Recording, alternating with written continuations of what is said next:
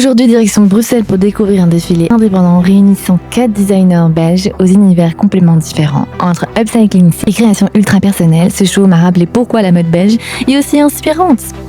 Bienvenue chez Rosa Fashion Rennes. Bon, déjà, grosse galère, au départ, on s'est complètement trompé d'entrée. Le défilé avait lieu dans un ancien hospice au centre de Bruxelles, sauf que nous, on est arrivés par derrière. Du coup, on s'est retrouvés aérés au milieu du jardin, en mode « mais il est où le show ?» En fait, c'était juste à côté, il fallait passer par une autre porte, cachée derrière un bar, et là, tu découvres un espace de dingue, très brut, très bruxellois, mais surtout chaleureux. À l'entrée, il y avait une mini-expo, mais honnêtement, on a tracé direct pour choper des places. Au début, le lieu était presque vide et puis d'un coup, le jardin s'est rempli à une vitesse folle. L'ambiance a changé, la tension est montée et là je me suis dit « Ok, on y est, c'est un vrai show ». Mais ce que j'ai préféré, c'est que c'était tout sauf un défilé prétentieux. Le public était un mix incroyable, des étudiants, des familles, des passionnés, des enfants. Une vraie communauté réunie pour soutenir 4 créatrices belges indépendantes. C'est ça qui est beau, derrière chaque look, on devine des heures de rush, les doutes et toute leur passion. Au centre du catwalk, il y avait aussi une installation mystérieuse qui représentait leur univers. Mais ça, elles l'expliqueront bien mieux au micro pour lancer le show. Et juste là, tout le monde s'est tu d'un coup. La structure au centre du jardin représente nos ateliers. Ces espaces parfois solitaires, parfois bondés, qui nous permettent de créer toute l'année. Dans cet ancien hospice, nous confectionnons toutes les 4 des pièces.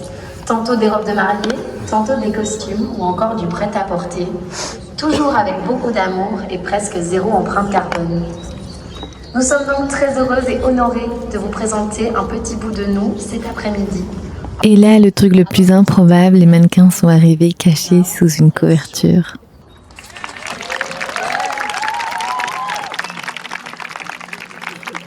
Le défilé commence avec Luz et sa collection La vida es un carnaval. La designer s'est inspirée du carnaval bolivien et honnêtement ça se ressent direct. C'est une vraie célébration de la vie, hyper expressive et féministe. On retrouve des découpes très organiques et des ouvertures qui viennent dessiner le corps, jouer avec la transparence et mélanger vulnérabilité et puissance.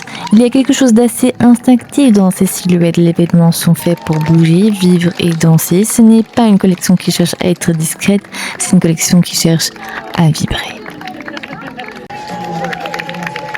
On change complètement d'univers avec la collection Heaven. Sa créatrice s'est inspirée du cheval de feu dans l'astrologie chinoise. Un symbole de mouvement, de passion et de liberté.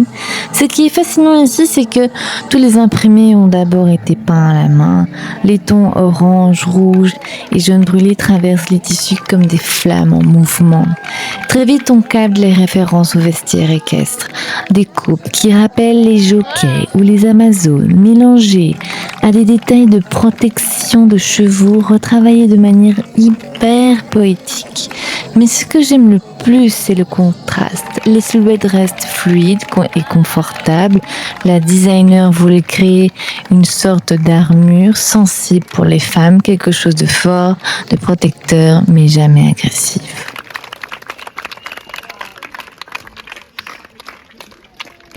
On enchaîne avec l'univers le plus organique du défilé, Bonhomme. Ici, tout commence par la matière. Juliette travaille uniquement à partir de textiles existants, dentelles vintage, nappes anciennes ou draps oubliés. Chaque pièce est entièrement upcyclée et construite à l'instinct, ce qui rend chaque vêtement unique. Son objectif, rendre l'oubli sexy et actuel. Et ça fonctionne incroyablement bien. On est sur des silhouettes hyper modernes, romantiques, mais jamais vieillottes. Les volumes sont souples, les pantalons larges et la dentelle apporte une légèreté sans jamais sexualiser.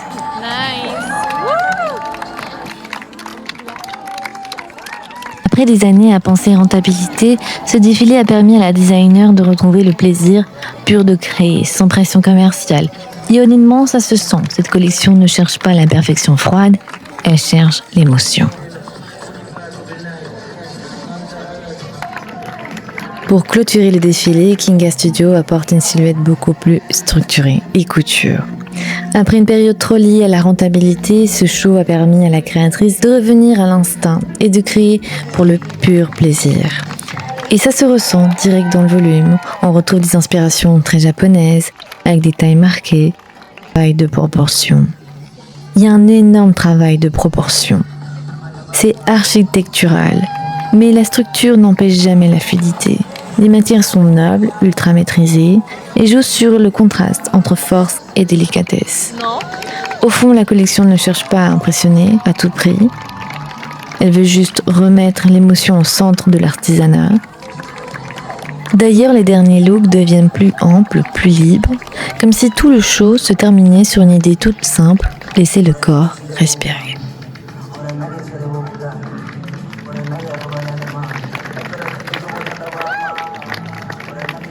Et puis d'un coup, les 4 designers reviennent sur les catwalks et tu sens toute l'émotion redescendre. Parce qu'au final, derrière ce show, il n'y a pas une énorme maison de mode avec des budgets gigantesques. Il y a juste 4 créatrices belges indépendantes et passionnées qui ont décidé de s'unir. Et ça se ressentait tellement. L'ambiance était chaleureuse, inclusive, les gens étaient là pour soutenir et admirer, pas pour se montrer. On a parlé de mode, oui, mais surtout d'humain, d'artisanat et de créativité pure. Franchement, ce genre d'événement, c'est exactement ce qui rend la scène indépendante bruxelloise aussi précieuse.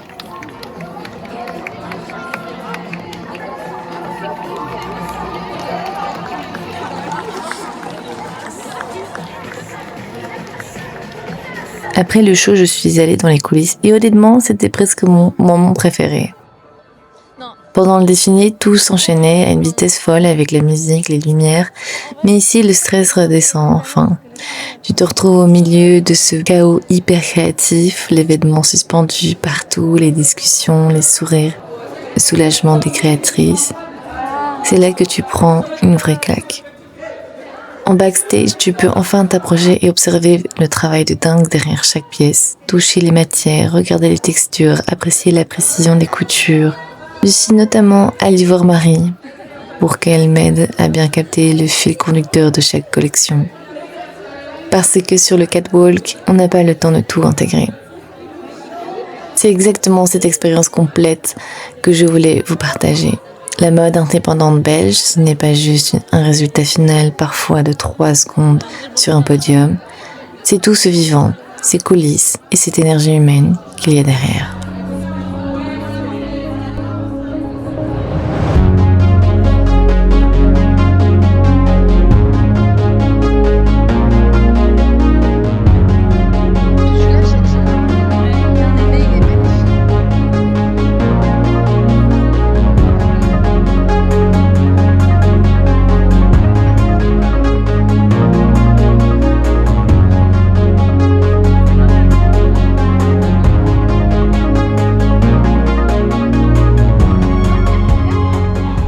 Et heureusement, le soleil était au rendez-vous.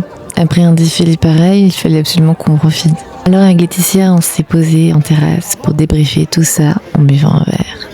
Et honnêtement, Bruxelles au printemps, quand il fait beau et que les rues s'animent, c'est une ambiance à part. On comprend direct pourquoi cette ville inspire autant les artistes. Bien sûr, impossible de finir la journée sans manger. Direction Rice Paper Rolls pour notre récompense post-défilé. Après autant d'émotions, je vous jure que ce repas avait un goût incroyable. En tout cas, cette journée m'a rappelé pourquoi j'aime autant la mode. Au-delà des vêtements, il y a des vraies histoires humaines. Merci infiniment d'avoir regardé cette vidéo. J'espère qu'elle vous aura fait découvrir la richesse de la scène belge. D'ailleurs, dites-moi en commentaire quelle collection vous a le plus marqué. L'univers coloré de Look, les inspirations équestres de Heaven, les silhouettes architecturales de Kinga Studio ou l'upcycling poétique de Bonhomme. Et si vous êtes vous-même designer, artiste ou passionné de mode ici en Belgique, envoyez-moi un message. J'adorerais découvrir votre univers dans une prochaine vidéo. Bisous de Bruxelles et à très vite pour de nouvelles aventures créatives. Ciao guys!